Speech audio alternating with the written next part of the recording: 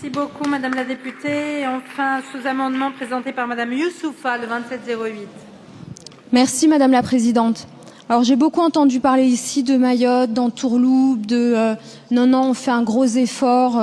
Voilà, donc je voudrais juste rappeler, pour la réforme du SOPT, Mayotte pas concernée.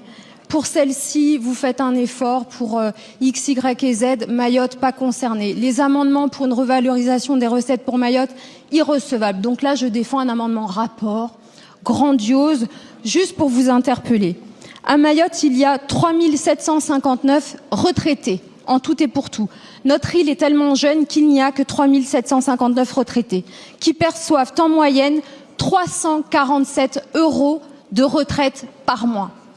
347 € de retraite par mois. À taux plein, à taux plein. Et ces montants, évidemment, sont les plus faibles, avec un coût de la vie qui est 71% supérieur à celui de l'Hexagone. Alors, les études d'impact évaluent à 19 millions d'euros par an le coût du rattrapage pour les retraités mahorais, rattrapage que le gouvernement refuse. Mais je voudrais rajouter ce qui vraiment ajoute le magnifique au sublime. C'est que le régime de retraite de Mayotte est excédentaire, chers collègues.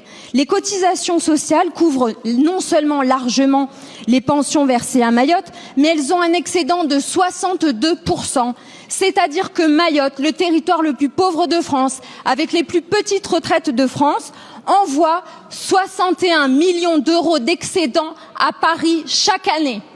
61 millions d'euros d'excédent envoyés à Mayotte, de Mayotte à Paris pour les retraites, et vous refusez d'augmenter les retraites des pensionnés mahorais. Alors je le dis, ce rapport, vous pouvez valider parce que ça vous fera plaisir, mais je me suis battue, on se bat depuis des années pour sortir nos anciens de l'indignité dans laquelle vous nous plongez, et c'est les gouvernements successifs qui, les uns et les autres, avec une constance remarquable, refusent absolument de sortir Mayotte de la pauvreté. Donc je vous le dis, vous pouvez voter le rapport, mais vraiment c'est pas ça le sujet. Le sujet, c'est 61 millions d'euros envoyés chaque année du territoire le plus pauvre de France avec les retraités les plus pauvres de France. Et vous ne voulez rien faire. Merci Madame la députée. Pour Mayotte, c'est moi qui vous réponds. Je ne vous vois pas, mais vous êtes bien là. Je vous réponds en deux temps. Un, il est absolument essentiel que Mayotte ne soit pas mis de côté dans cette réforme et dans cette suspension.